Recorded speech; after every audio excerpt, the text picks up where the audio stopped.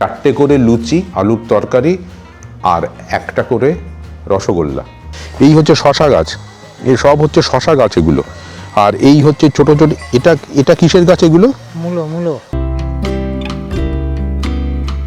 সর্ষে চাষ হয়েছে, পুরো হলুদ হয়ে আছে। হ্যাঁ, এই সবই কিন্তু এই প্রপার্টিটার অংশ। এছাড়াও ওপারেও কিন্তু হচ্ছে এনাদেরই অংশ। মানে 42 বিঘা জমি, কল্পনা করতে পারছেন? 8খানা পুকুর আছে, ওখানে মাছ হয়। গেস্ট আসলে ওই পুকুরেরই মাছ কিন্তু এনারা দেন। বাঁকুড়ার অন্যতম একটি বিখ্যাত পর্যটন ক্ষেত্র ঝিলিমিলিতে।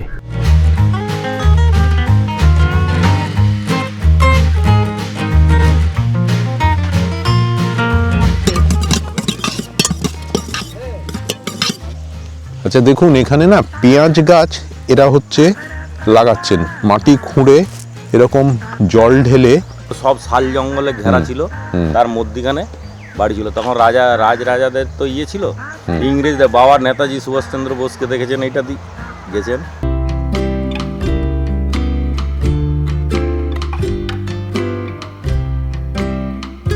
এই ঝিলিমিলি তালবেড়িয়া লেকে কিন্তু বোটিং অর্থাৎ নৌকো ভ্রমণ করার সুব্যবস্থা রয়েছে।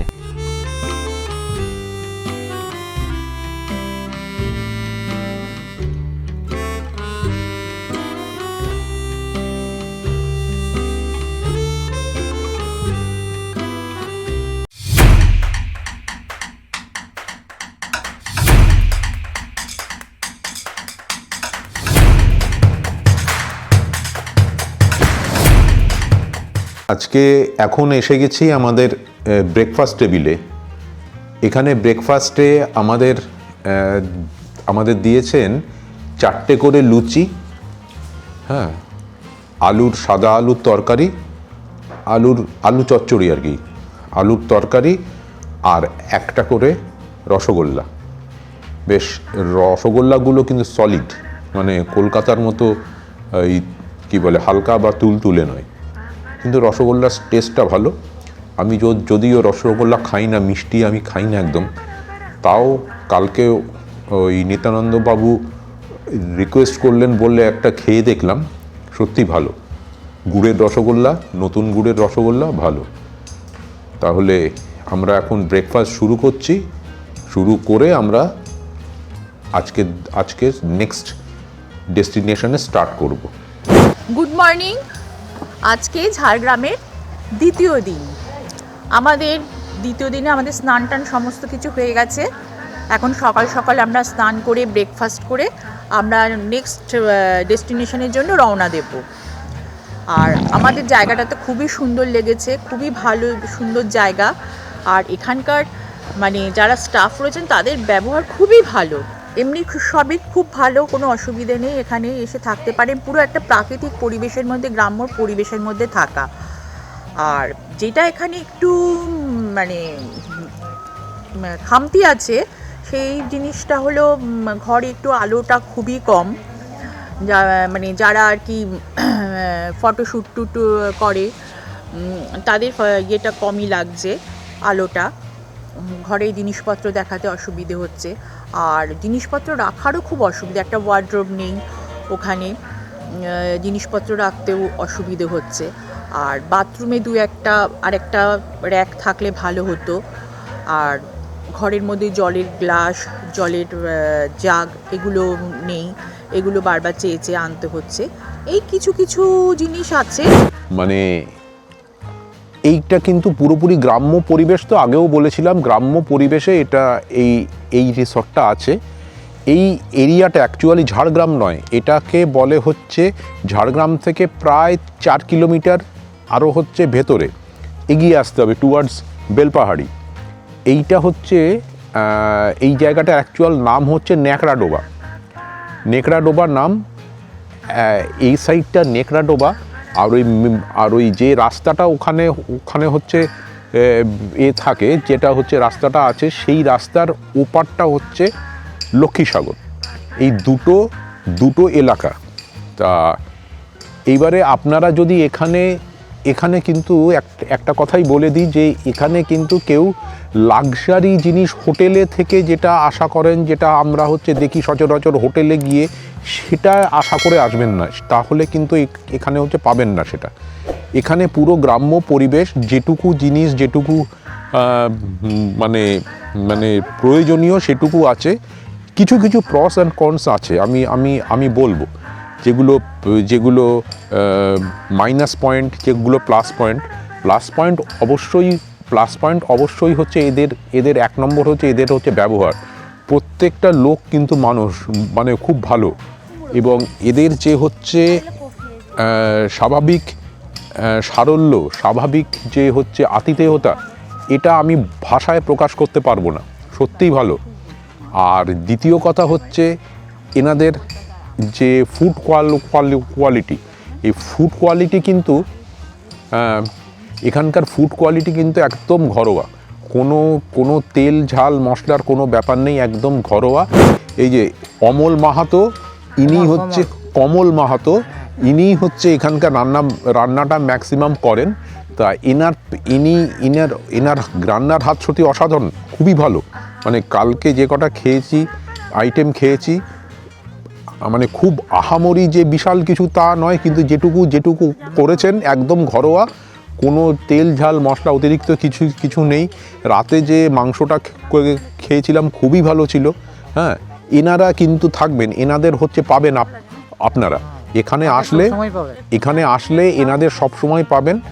আর যেটা মাইনাস পয়েন্ট আমি বলছি, আমরা যে ঘরে ছিলাম সেখানে 4টে বেড আছে, এবার সেখানে কোনো ওয়ার্ড্রপ নেই, আলমারি নেই, এবং আলমারি না থাকার জন্য কি হচ্ছে, আমাদের জিনিসপত্র রাখতে হয়।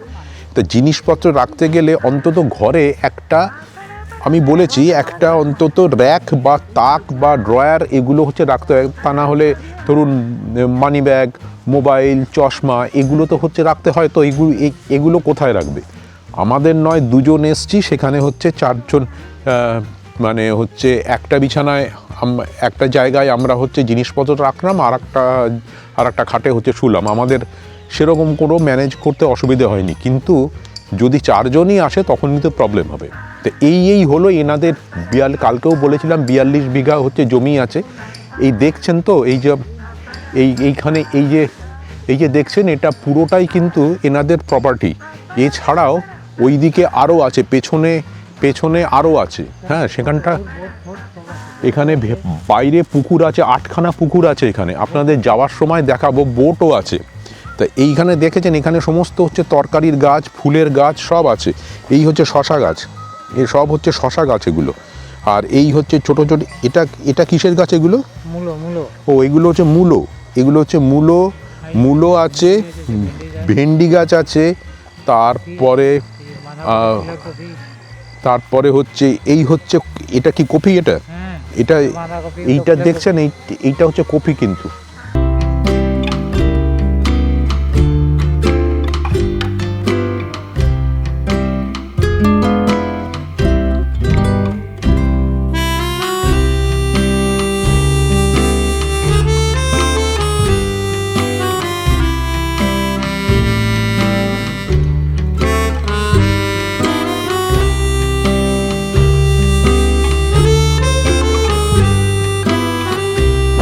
ক্ষেতের সর্ষে বাগান দেখুন, সর্ষে গাছ, সর্ষে চাষ হয়েছে, পুরো হলুদ হয়ে আছে। হ্যাঁ, এই সবই কিন্তু এই প্রপার্টিটার অংশ। এছাড়াও ওপারেও কিন্তু হচ্ছে এনাদেরই অংশ। মানে 42 বিঘা জমি, কল্পনা করতে পারছেন? এই যে দেখছেন টোটাল জায়গাটা, এখানে সবাই কাজ করছে, এখানে সমস্ত মাঠে কাজ করছে এরা। এই জায়গাটাও কিন্তু হচ্ছে ওনাদের। আর প্লাস আপনাদের পরে দেখাবো যাওয়ার সময়, ওখানে 8খানা পুকুর আছে, ওখানে মাছ হয়। ওই মাছ দিয়েই কিন্তু এখানকার খাওয়া হয়, মানে হচ্ছে রান্না বান্না, গেস্ট আসলে ওই পুকুরেরই মাছ কিন্তু এনারা দেন।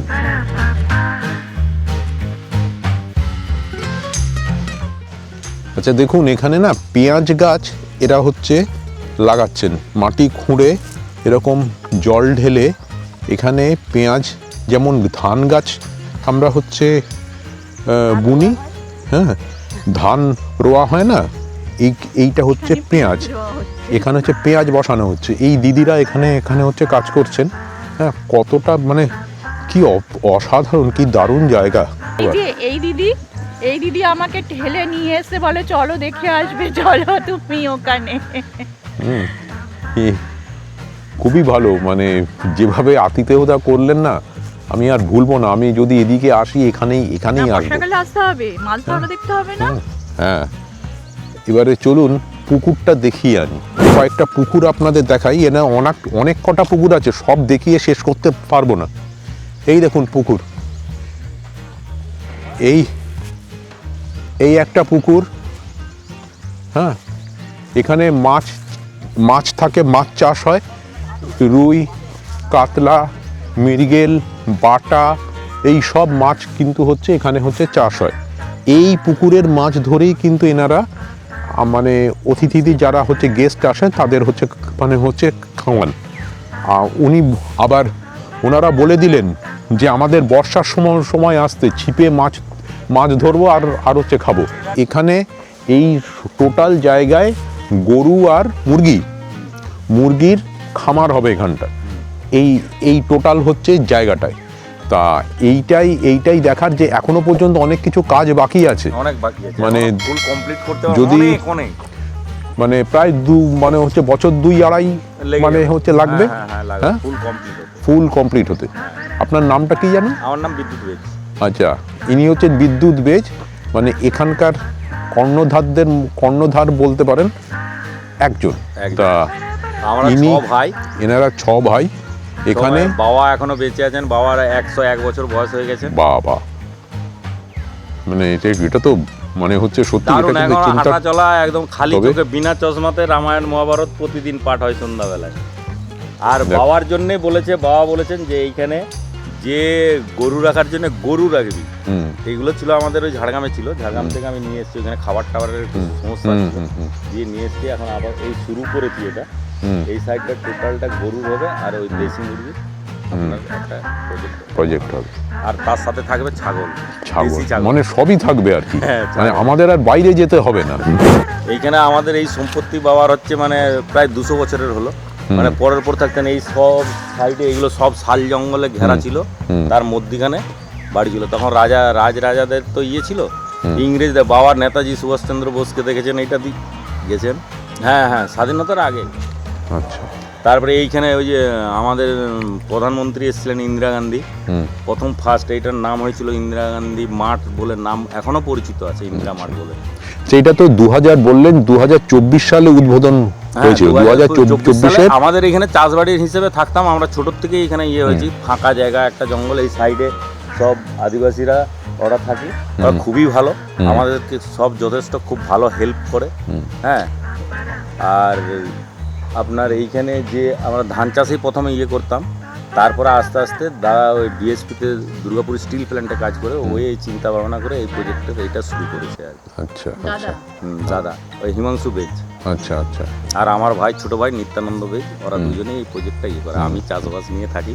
আচ্ছা, এই দাদা আমার জন্যে একটা লাউ নিয়ে এসেছিলেন, বুঝলেন তো, যে বাড়ি নিয়ে যাওয়ার জন্য। কিন্তু দুর্ভাগ্য, আমারই কপাল খারাপ যে নিতে পারলাম না, কারণ আমরা এখান থেকে এখন যাব অন্য দিকে। তো আমাদের ডেস্টিনেশন এখান থেকে যাব আজকে কাঁকড়াঝোড়, তারপর ওখান থেকে আরও একদিকে যাব।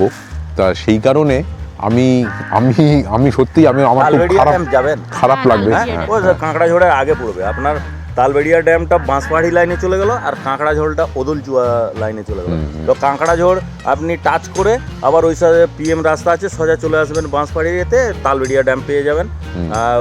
ওইখানেও অনেকগুলো সুন্দর সুন্দর বাঁধনের ওই সাইডটা দিয়ে ঘাটশিলা চলে যাবেন। ওইখানে একটা কি হাতি মন্দির আছে, খুব ভালো জাগ্রত মন্দির, বুঝলেন না, পাহাড়ের উঁচুতে। আর ওইখানে একটা এই কাঁকড়াঝোড়ের কাছে একটা কি দাঁড়ানো, ওটাকে কি বলে, ওইখানে একটা আশ্রম আছে, মানে সাধু টাধুরা থাকেন। খুব উঁচু, অনেকটা উঁচু উঠতে হবে। মানে বারবার মন কিন্তু ছুটে চলে আসতে চায় এই সবুজের মাঝে, এই প্রকৃতির মাঝে। মনটা খালি হারিয়ে যায়, বুঝলেন তো। মানে সত্যি কথা, এখানে আসলে এই যেন মনে হয় কত শান্তি, চোখের শান্তি, প্রাণের আরাম, সবুজের ছোঁয়া, শ্যামলী মাখা পরিচিত নাম ঝাড়গ্রাম। এটাকে কিন্তু বারবার আমার কেন জানি না এই 4টে লাইন খালি হচ্ছে মনে পড়ে। প্রকৃতি যেখানে অকৃপণ হাতে সাজিয়েছে তাকে নিজের মতন, চারিদিকে তার ছোট ছোট টিলা, সঙ্গে ঝর্ণা জলের নাচন, যুবতীর মতো উচ্ছলতায় ডুলুং নদীর সঙ্গে দেখা, রূপসী মেয়ে নেচে ছুটে চলে অপেক্ষাতে সুবর্ণরেখা। মানে আমার সত্যি কথা, আমার এবারে ডুলুংয়ের কাছে যাওয়ার খুব ইচ্ছে ছিল। সে বর্ষায় এসেছিলাম, বর্ষায় সেই ডুলুংয়ের রূপ আমি কিন্তু ভুলতে পারিনি। সেই যে উচ্ছল, মানে জলের তোড়, জলের বেগ, সে যে কি অসাধারণ বেগ, মানে আপনাদের বলে বোঝাতে পারবো না। আর এখন একবার যাওয়ার ইচ্ছে ছিল, কিন্তু যেতে পারি সময়ের অভাবে। যাই হোক, আবার আশা করি আর একবার আসবো, এসে একবার কনক দুর্গা মন্দির এবং ডুলুংকে দেখে আবার চলে যাব। এবারে আমরা নেক্সট ডেস্টিনেশনের দিকে স্টার্ট করছি। আমাদের নেক্সট ডেস্টিনেশন হচ্ছে কাঁকড়াঝোড়। এখান থেকে কিছু সাইট সিন করে হচ্ছে যাব তালবেড়িয়া লেকের ওখানটা যাব। আচ্ছা, এবারে এখানকার চার্জগুলো বলে দিচ্ছি। এখানে আমরা যে ঘরে ছিলাম সেই ঘরের ভাড়া হচ্ছে 2500 টাকা পার ডে। আর খাওয়া খরচা হচ্ছে রুই মাছের মিল 200 টাকা। আর কালকে যে শালপাতার চিকেনটা আমরা নিয়েছিলাম সেটা পড়েছে 300 টাকা। আর রাতে আমরা যে হচ্ছে ওই দেশি চিকেন নিয়েছিলাম সেটাতে পড়েছিল 400 টাকা। আর আজকে সকালের যে হচ্ছে জলখাবার তাতে পড়েছে 100 টাকা। লুচি 2 প্লেট, লুচি আর তরকারি এই নিয়ে 100 টাকা। এই হচ্ছে খাবারের চার্জ। আপনাদের ডেসক্রিপশন বক্সে আপনাদের সব কিছু ক্লিয়ারলি দেওয়া থাকবে। ডাহি কথাটার অর্থ আমাদের গ্রাম বাংলায় উঁচু জায়গা, এবং আমরা এখন যে জায়গাটা পেরোলাম সেই জায়গাটার নাম দহিজুড়ি। তো এই ডাহিজুড়ি থেকে কথাটা পরিবর্তিত হয়ে দহিজুড়ি বা দইজুড়ি হয়েছে। এককালে এই কাঁসাই নদী, যেটা ঝাড়গ্রাম জেলার বসন্তপুর এবং লালগড়ের ওপর দিয়ে বয়ে গেছে, সেই কাঁসাই নদী দহিজুড়ির খুব কাছ দিয়েই প্রবাহিত হতো, বিশেষ করে দহিজুড়ি মোড়ের কাছ দিয়ে প্রবাহিত হতো। এবং কাঁসাই নদীর আরো বেশ কিছু যে শাখা নদী রয়েছে বা উপনদী, সেগুলো কিন্তু এই ডাহিজুড়ির আশেপাশের এলাকা দিয়ে প্রবাহিত হতো। এই জন্য, এবং ঠিক আজ থেকে প্রায় 700-800 বছর নাগাদ জৈন বণিকেরা এদিকে যাতায়াত করতেন। সেই জৈন বণিকদের এখানে একটা ব্যবসার কিন্তু খুব সুন্দর জায়গা ছিল আমাদের এই দহিজুড়ি। বাংলাদেশকে যে নদীমাতৃক দেশ বলে, এবং তার কিন্তু উদাহরণ হলো এই দহিজুড়ি। কারণ এই জৈন বণিকেরা যখন ব্যবসা বাণিজ্য করতো, সেই তাদের ব্যবহৃত বিভিন্ন রকম আসবাবপত্র থেকে শুরু করে ঠাকুরের মূর্তি এবং প্রাচীন বেশ কিছু দুর্মূল্য জিনিসপত্র পাওয়া গেছে এই দহিজুড়ি এবং তার আশেপাশের এলাকাতে। আর এই দহিজুড়ি একটা সময় ব্রিটিশ ইস্ট ইন্ডিয়া কোম্পানির যে নীল চাষের শাখা ছিল, সেই নীল চাষের একটা বড় অংশ কিন্তু এই দহিজুড়ি ডাকবাংলো ময়দান এবং দহিজুড়ির যে ডাকবাংলো নীলকুঠি রয়েছে সেই নীলকুঠি থেকে আসতো। আর আমরা আগেই জেনেছি যে সুবর্ণরেখা নদী, যেটা ঝাড়গ্রামের আরেকটি গ্রাম থেকে প্রবাহিত হয়েছে, এই সুবর্ণরেখা নদী দিয়েই কিন্তু এই জঙ্গলমহলের যত লুণ্ঠিত সম্পদ, অর্থাৎ এই জৈন মন্দিরের বা প্রাচীন যে আসবাবপত্র বা মূর্তি রয়েছে, সেই সম্পদগুলো এবং এই নীল চাষের সম্পদ এবং জঙ্গলমহলে আদায়কৃত খাজনা সব কিন্তু এই সুবর্ণরেখা নদীপথেই বঙ্গোপসাগরের ইস্ট ইন্ডিয়া কোম্পানির জাহাজ থেকে সোজা লন্ডনের পথ পাঠিয়ে। আর এই দহিজুড়ি মোড়েই কিন্তু পরাধীন ভারতবর্ষে নেতাজি সুভাষচন্দ্র বোস যখন ঝাড়গ্রাম ভ্রমণ করেছিলেন 1939 সালের 12ই মে, তিনি মেদিনীপুর থেকে এই দহিজুড়ি মোড়ে এসেই ওঠেন। এবং তারপরে আপনারা যে রাস্তা দিয়ে এখন এলেন, অর্থাৎ এই ওভারব্রিজ, সেই ঝাড়গ্রাম ওভারব্রিজের ওখানে গিয়ে তিনি রাত্রি যাপন করেন।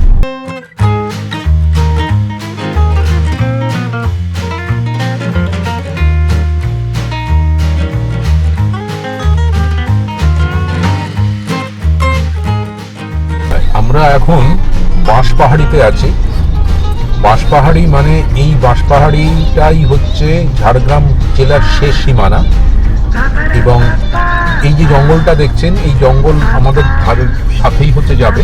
এখানে দেখুন বাঁশপাহাড়ি পুলিশ ফাঁড়ি দেখা যাচ্ছে, মানে এটা হচ্ছে ঝাড়গ্রামের শেষ সীমানা, ঝাড়গ্রাম জেলা এখানে শেষ হচ্ছে। আর এইটা পেরোলেই আমরা প্রবেশ করছি বাঁকুড়া জেলায়।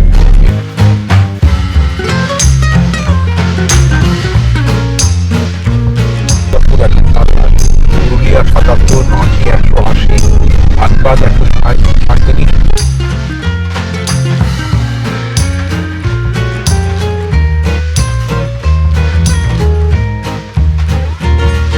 প্রবেশ করছি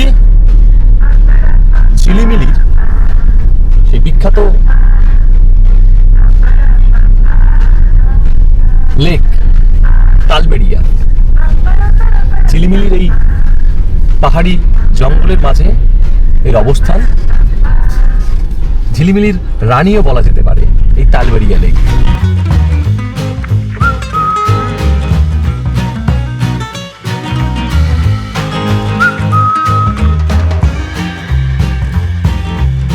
বাঁকুড়ার অন্যতম একটি বিখ্যাত পর্যটন ক্ষেত্র ঝিলিমিলিতে।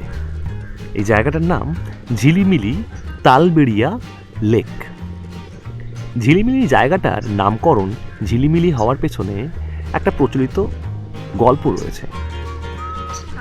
এই ঝিলিমিলি ছোটনাগপুর মালভূমির একদম শেষ প্রান্তে অবস্থিত এবং এখানে একটা সময় মাইকা অর্থাৎ অভ্রের খনি ছিল এবং অভ্র খনন করার পরে পরিত্যক্ত যে সমস্ত অভ্র খনি ছিল সেগুলোতে বৃষ্টির জল জমতে শুরু হয় এবং শীতকালে পড়ন্ত বিকেলে সেই জলাশয়ের জলে সূর্যের কিরণ অনেকটা ঝিলিক দেয় বা ঝিলিমিল করে। সেই থেকেই এই জায়গাটার নাম।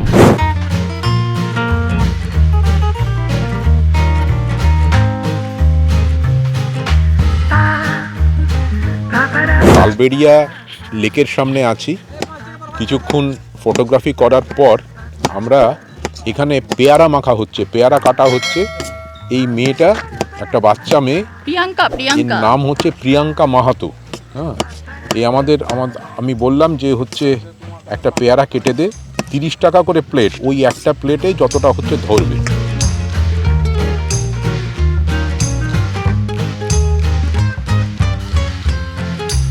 হাঁড়িতে আবার ফুচকার মতো মাখছে, হাঁড়িতে যেটা মাখা হয়। এই যে কাসুন্দি দিল, লঙ্কা দিয়েছে, বেশি কাসুন্দি দিস না বাবা। ওই যে ঘোটাচ্ছে।